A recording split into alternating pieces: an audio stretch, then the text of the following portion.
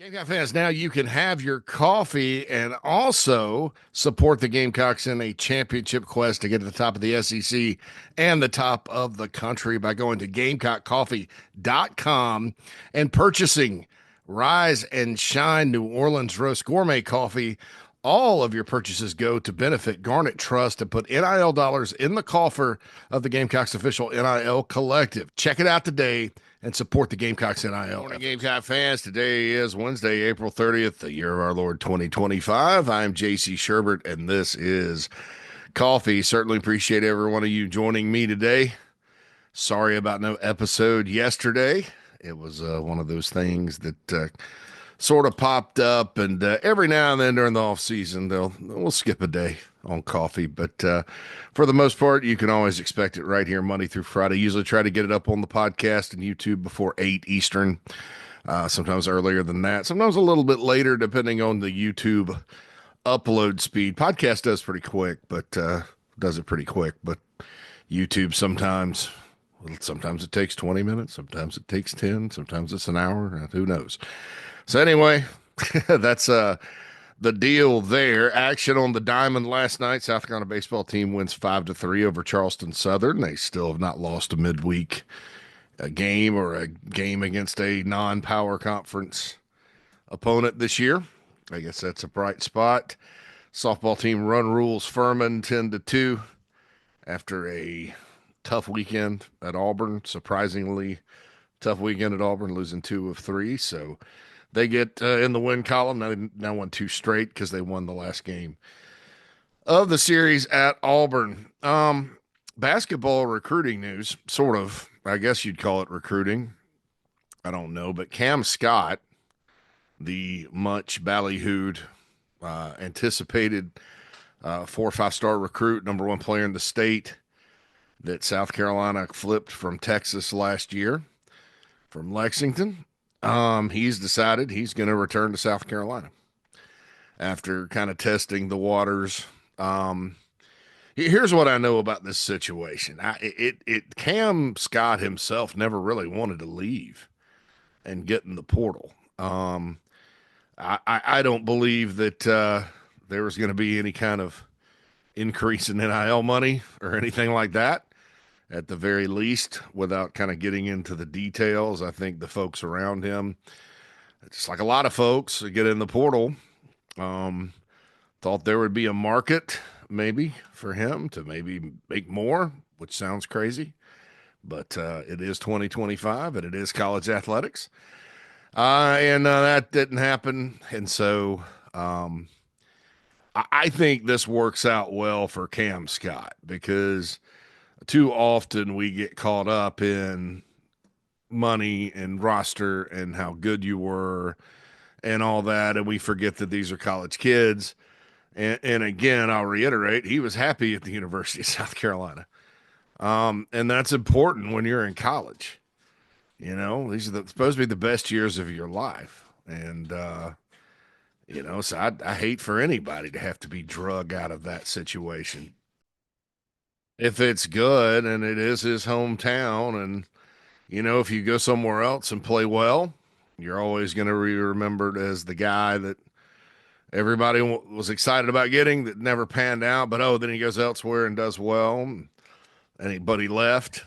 That's not a good look and for anybody. And then, or if you come back, even if you're not, you never live up to the expectations, you're just part of the team and the team does well and you contribute, then I think that when you choose your home state school, that's part of the reason you do it. I mean, think about, I'll go do a football analogy here, or football comparison. Brian Maddox was in the class of 07. He was ranked really highly by ESPN, 4-star prospect across the board, running back out of T.O. Hanna. B-Mad did not come to Carolina and rush for 4,000 yards. He had some great moments. I'll never forget when he jumped over the guy at Auburn. And then the next game against Alabama, he had a huge late run. He made some plays during his time at South Carolina. He got in, had to kind of adjust to the college game. Kenny Miles was better than expected, and then Marcus Lattimore comes in, and then Brandon Wilds comes in. So and Maddox I think he got hurt toward the end as well. There's not a single Gamecock around that has in the state of South Carolina has anything bad to say about Brian Maddox because he didn't live up to expectations, right? So he's still got those lifetime connections to South Carolina. They'll never, and I don't know, I've lost touch with Maddox and his dad through the years. I don't know what exactly he's up to. I hope he's doing well, but just from where I sit, fans, he's part of the glory years. Be mad, and nobody thinks anything of it. Had he gone out of state and not been very good, and there have been several that have done that back in the Spurrier years, a couple guys will go to Michigan or wherever. Nobody thinks about them anymore. Oh, you're so and so and so and so. I think I remember you when you were a recruit. Most people don't follow recruiting. I don't know who you are from Adam. So, from Cam Scott's perspective, and I don't know, in basketball these days, maybe it's always, you always look at things for 1 year. I don't know if he'll be here 4 years or not, but it's if you can't go out and get paid, or there wasn't really the market for you, or you're going to have to go to another school or maybe smaller school that you're not going to be happy at, then why not come back? Now, from the basketball standpoint, it's kind of interesting because now you have one more roster spot left. A lot of similar type guys on the roster. Carolina did get a commitment from Eli Ellis's teammate, Abu Yarma. He's 6'7", small forward guard, guy that can score, young player. So it's a 5-man freshman class. 3 of them are originally from Moravian Prep in Hickory, North Carolina, in the Charlotte area. Hayden Simeon, Eli Ellis, Abu Yarma. Then you got Grant Polk from up in D.C., shooting, 6'7" shooter. And then E.J. Walker out of Kentucky. He's 6'8", 230. He's more of a power forward guy. So a good 5-man class. It's ranked, the high school class is ranked in the top 25. 24th, ESPN, 24/7 Sports. They've also got, when I last talked about the class, Mongolian Mike Sharva-Jams from Utah, a 6'8" guard. He had committed Elijah Strong from Boston College, Kobe Knox from South Florida, Chris Asandico from Providence, Michi Johnson's coming back. Asandico is a 7-foot center, Knox 6'5" shooting guard. His brother is was an NBA player. I think he's still in the NBA. Elijah Strong from Boston College, kind of a guy that gets in there, gets rebounds, plays defense. And then Sharva-Jams is a distributor of the ball. And then Carolina gets somebody from a high 3-star guy out of the portal. According to our portal rankings, he was not rated out of high school as an international player. From Austria, Norden Kapik from UC San Diego. Now, UC San Diego was a really good team. They were expected to sort of get they were one of those upset picks, kind of like James Madison, Liberty, some of those schools through the years. And they gave Michigan all they wanted in the first round, and he did pretty well in that game. He's a 6'8", 245-pound power forward, and again, he can shoot. It's like Moneyball. What can he do? Get on base. Well, what can these guys do? They can shoot. So they're every one of these guys is a danger to hit the three, and then you have, Jordan Butler coming back. He's obviously also someone that can hit a 3-pointer. So I think the Gamecocks will take a lot of threes next year, and that's exactly what I said before the 26-win season. I think they'll just take a lot of threes. I had no expectations for that group. So maybe this is a good thing. I don't know, maybe. A lot of the basketball folks that follow it, that do the metrics, or that, really pay attention to talent in that sport. Not that I don't, but, they kind of dig into the weeds a little more than me. They're not too high on this group. There's not superstars unless it's a freshman Eli Ellis, and opinions are mixed. But I do think that there's kind of light at the end of the tunnel with this group. So you add Cam Scott back in. Cam Scott can also shoot, although he didn't show it sometimes last year. I think he was sort of lost and pressing and all that. And so Cam Scott comes back in. So they got one more spot left. And Miles Studi's also coming back again. Miles Studi, what can he do? He can shoot.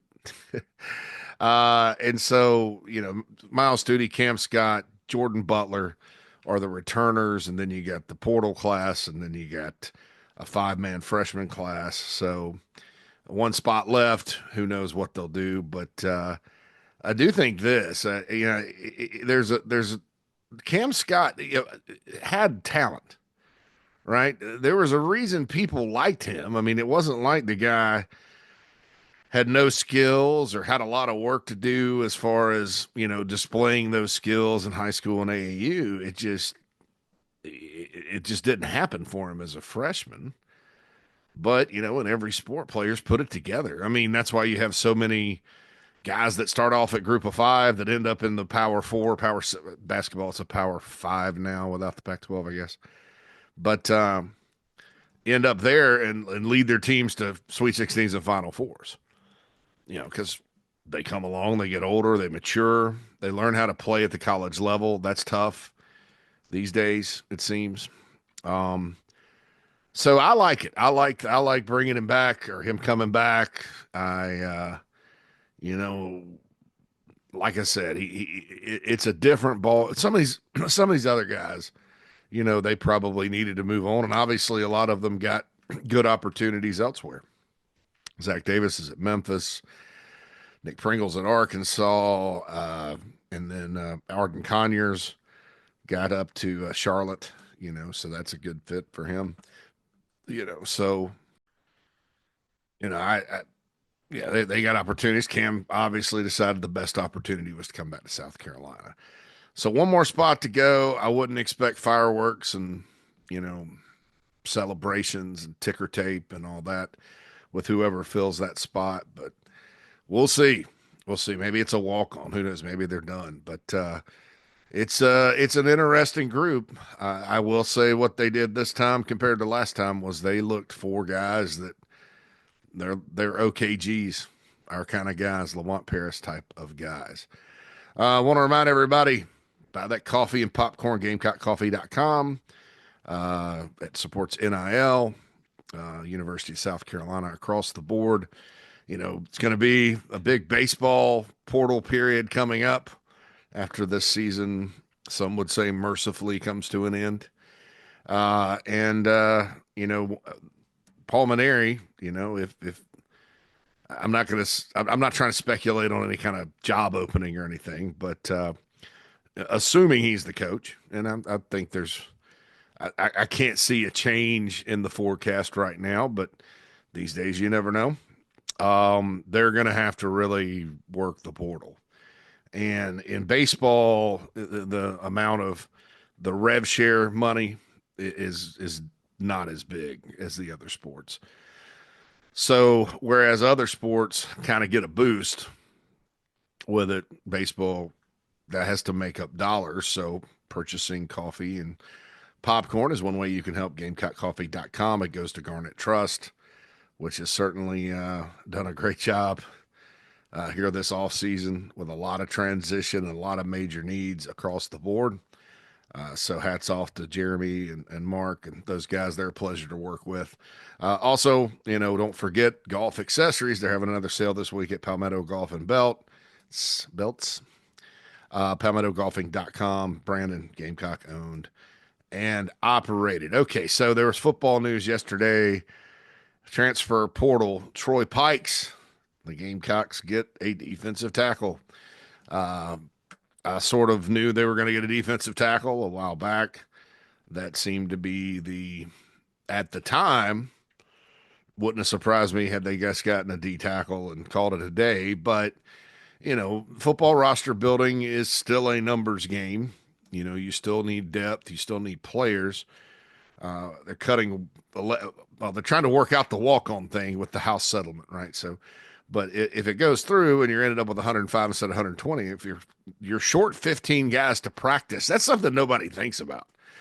You know, you're short, you know, with drills and how the actual meat and potatoes of getting out there and practicing if you're short bodies. So I think that when you look at it like that, it makes sense to always watch your numbers with your scholarship guys because you want to maximize that. And so portal departures, Wendell Gregory, Cam Pringle, Rendarius Porter, and Ronnie Porter are gone. I think the App State.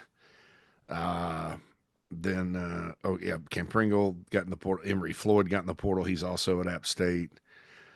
So, and then you have Ryan Brubaker out for the year with regards to an injury. So offensive line became a need, and Nolan Hay from Incarnate Word is coming in for a visit. And I also have a young man from Jacksonville State coming in. Nolan Hay is down to Oklahoma State and South Carolina. We'll see what that goes. And both these guys can kind of play tackle or inside. End with Gregory leaving, Jalen Brown going down. They needed some players, and they went out and got two vets, two journeymen. You almost kind of look at it, guys, like a baseball roster these days. You know how you kind of not ever coming out of high school. When you're doing high school recruiting, it's like the possibilities of the great what ifs, if you will. Even your guys that aren't ranked very high, it's like, well, they took him for a reason, and he can develop, and it's hopeful. It's like this. The portal, I think a lot of fans and everybody, myself included, you want to get hope because you see all these known guys and names that are out there, and you're like, yeah, but and this is how it's similar to free agency. When you're building a roster, you're not always going for starters. Sometimes like in a baseball season in late July, you're trading for that veteran that's hitting 230, but is maybe good against lefties, and you lost your guy that he's on the injured IR or whatever, the injured list. What do they call it in baseball? Anyway, he's down. Days is disabled list. He's on the disabled list, 14 days or 30 days or whatever. And so, you need a guy that can get in there and pinch hit or give you some at bats or whatever. So you just get him. And I think that's kind of what they did with Damon Clowney and George Wilson. Obviously, both of those players were familiar with the South Carolina program to a certain extent. Both were highly regarded recruits. The journey has been okay for both. And you get them in and you get them in your program and you see how you can maximize that talent versus a Campbell or a Charlotte, and you see what can happen. And at the very least, they're really fast, big guys that can rush the passer or help you and, be on the, punt block team or something. And that's kind of, how a lot of how things have changed is like, especially in the second portal window, you're looking to kind of plug and play with some guys. Now with Troy Pikes, that wasn't the case. And South Carolina won a recruiting battle, complete with NIL resources involved and everything else, for Pikes. Georgia and Ohio State, I talked to a couple of contacts at both schools. They really liked him. They wanted him. It wasn't a situation where they didn't have a spot for him or they ended up dropping him after he visited or whatever.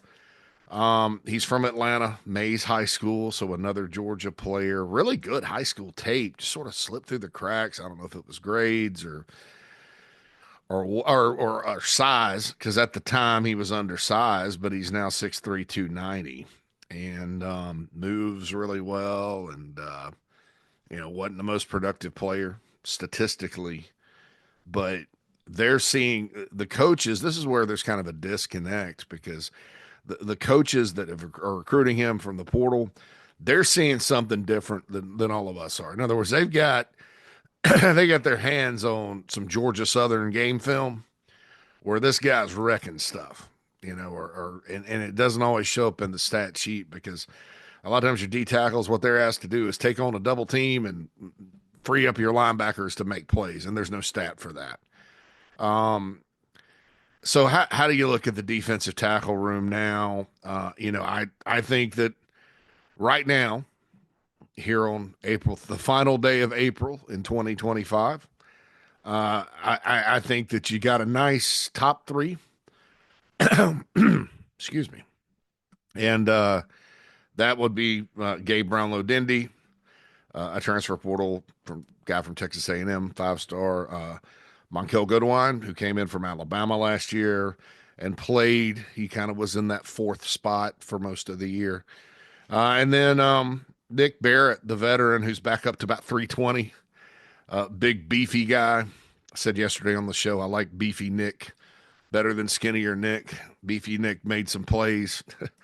Beefy Nick, that sounds like that rhymes with Stevie Nicks.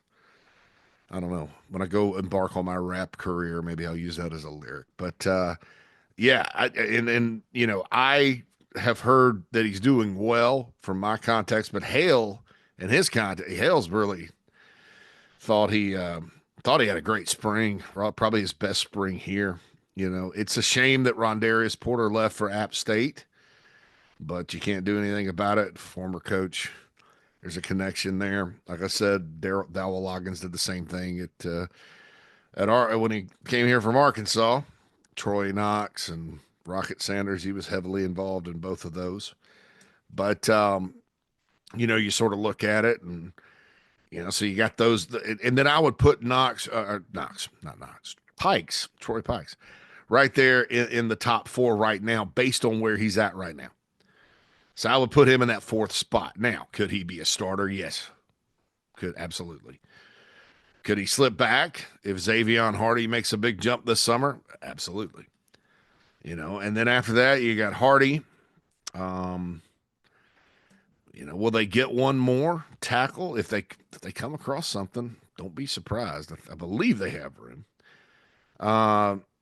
So you know that's your six, and then I guess you know if Hardy's the fifth. Oh, you got Devontae Miles, who's also there, who I think will play sort of some different roles. I do think he'll play inside, but I also think when they bounce to the 3-man package, you know, that's a guy that can play that bigger end spot inside, kind of like Tonka Hemingway. So we'll see how Miles does. I know they really loved Miles during winter workouts. Didn't hear as much about him during actual spring practice when the pads came on, but last I checked, they were still pretty positive on him. So he's kind of in that third group in my mind. Maybe not, but in my mind, the Bowling Green transfer, and also a guy that can play edge when you need a bigger package or whatnot. And so, you know, there's your six. And then freshman Caleb Williams is obviously not healthy. And then Christian Ingram comes in this summer. Two guys with a lot of upside that are taller, longer dudes. And so we'll see kind of how all that works out. So I feel a little better about the defensive tackles now that they've got another one in. And, you know, you think about, I said this before, you think about it, it's the injury, you know, the what ifs. If one of the top three goes down, you're not looking at a lot of depth if you don't add another guy because you basically have one guy you can sub. Now, they've gotten by like that before. Last year, when Jules was down for a while, and Barrett actually only played in, 5 games. You know, they sort of played Boogie and Tonka and TJ most of the time. And then toward the end, they'd sneak Randarius Porter in there, and he held his own. So, you know, it's not like, you know, they've lost games because they didn't have a 5th and 6th defensive tackle.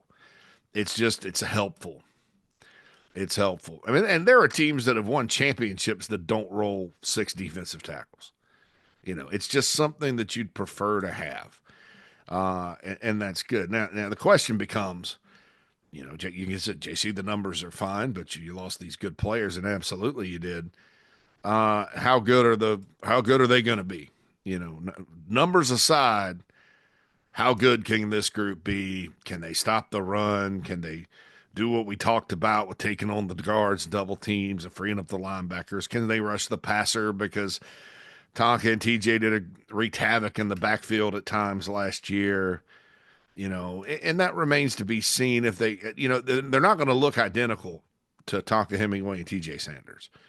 TJ Sanders, there's a reason, the Bills traded up to get this cat early in the second round. I mean, that because again, the film, you look at, you may get lost in the moment during the season when it's game to game to game, and you're back, you're kind of reviewing highlights and good drives and things like that.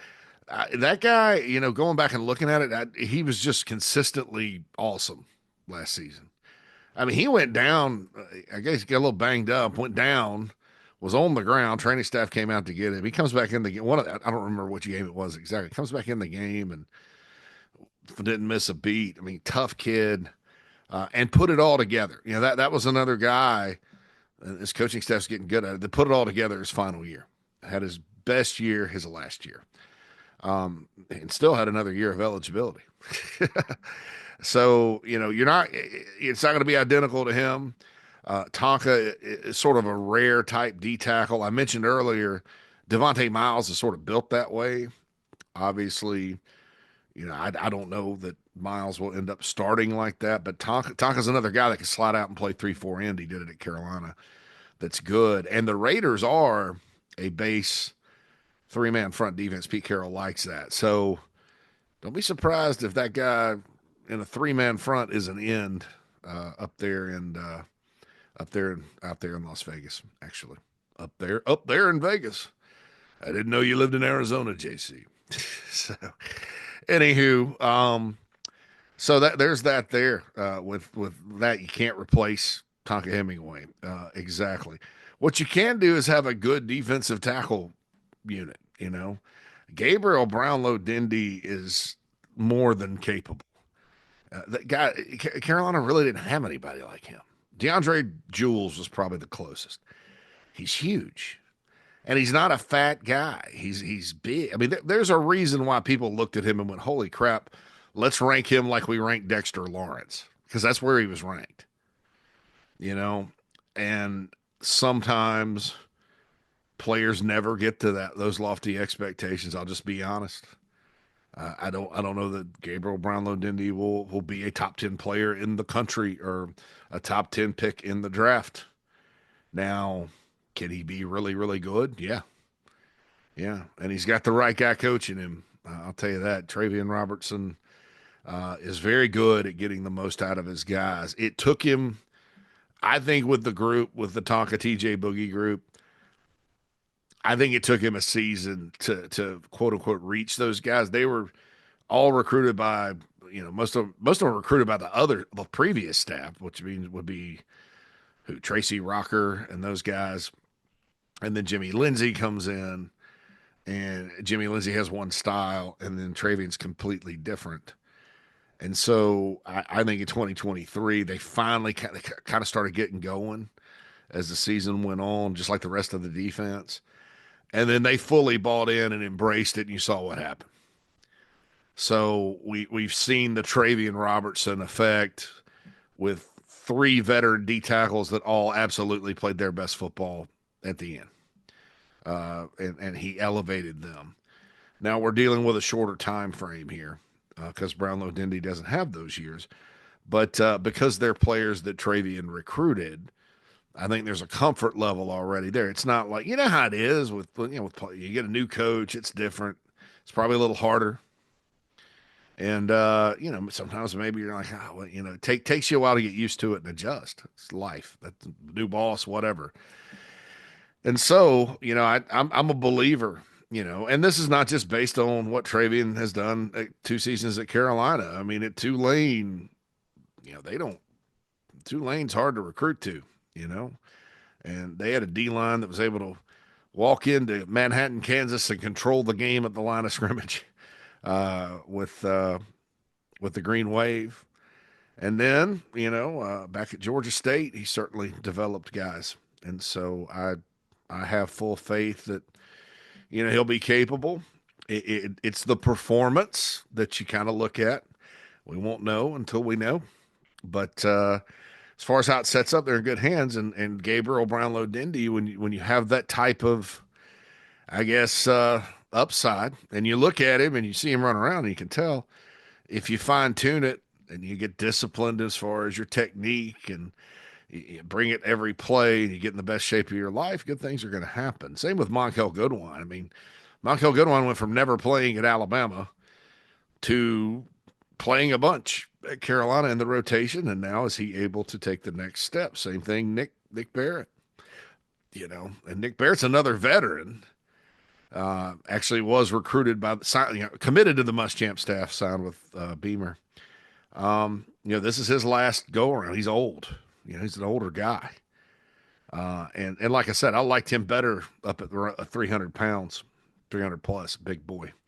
And you got this Troy Pikes coming in too. So, I think it's in better. I think Pikes is kind of a nice solidifying prospect. Like I said, I wish Porter had stayed. He was going to play, but I think he'll start at App State and play a lot. So probably that's the opportunity, and he's familiar and comfortable with Dowell Loggins and all that happiness. We shall see. We shall see on him. So that's kind of the reset with Pikes coming in. The room is solidified. I can't tell you they definitely won't sign another one, a D tackle, if somebody pops up. And the thing that probably a lot of people keep mentioning about Pikes, and I probably didn't mention enough, he's got like 3 years left. So this helps when you look, because they went 0 for 4 in the class of 2022, and then they didn't sign one in the 2024 class. There's a gap there in the middle. You've got freshmen coming in. Hopefully you got more freshmen coming in 2026 and 7. But they're going to have to hit the portal at D tackle for a considerable amount of time, unless I believe, Miles and Brownlow Dindy and Hardy, all three could technically be back next year. I hope Brownlow Dindy isn't, just because I hope he has the big enough year to go. But it's so technically they do have some guys back, but there is, like, in that sophomore-ish area, you don't have a lot of D tackles on the roster. So he's good for roster balance as well. And also, if he continues to play at Carolina, the best days of football are probably in front of him, regardless of what happens this year. So there's a guy that, if you do lose, Goodwine's gone, Barrett's gone. Will Brownlow Dindy be gone too? If you do lose those top three, you're still going to have to hit the portal. I mean, it's going to be D tackle in the portal is going to be a thing here for a minute, right? But that's a guy that can come in and start, be a returning starter for you, a veteran that kind of knows the ways of Travian Robertson and the Gamecocks program, and can really be beneficial to have players back, right? So if you're looking way down the road, there's that as well. All right, don't forget, Inside the Gamecocks, the morning show. Will Crow is in today because it's Wednesday. I believe there's a late night Gamecock show tonight with Matt Anderson, and we have Matt Anderson, the late night Gamecock, joining us for an hour at the top of Inside the Gamecocks show, starting at noon with myself and Phil Mullinax. There's a JC and Morgan today at 9:15. Mike and I will be going around college football, talking about a lot of different things, and kind of reviewing the draft, and we'll have a $5 or a dime or movie segment. No guest today on JC and Morgan. So I hope you join us for that right at 9:15 Eastern. Chief Sports app, Chief Sports South Carolina. Also, the YouTube channel College Football Forever Chief is part of our network too. And so we'll simulcast JC and Morgan on that YouTube channel as well. If you haven't liked, subscribe to that YouTube channel, please do. Please keep liking, subscribing to our YouTube channel. We passed 11,000 as our number, which is big for us as YouTube channels grow slowly in a lot of ways, but 11,000 is a heck of a number. Please tell your friends, tell your daughters and sons, tell your cousins, even if they don't care about Gamecock football or what we do here at Chief Sports in general. Just hit the subscribe button. It doesn't hurt anything. It's like Christopher Walken on the Psychic Friends on Saturday Night Live. He's like, just call. No one will know. Just hit subscribe. No one will know. Chief Sports South Carolina, College Football Forever Chief. hit up those two YouTube pages for me, folks. All right. This has been Coffee with JC Shurburtt. Have a great, great hump day, everyone. I'll be back tomorrow. Don't forget our other shows. Don't forget thebigspur.com, and we'll holla at you soon.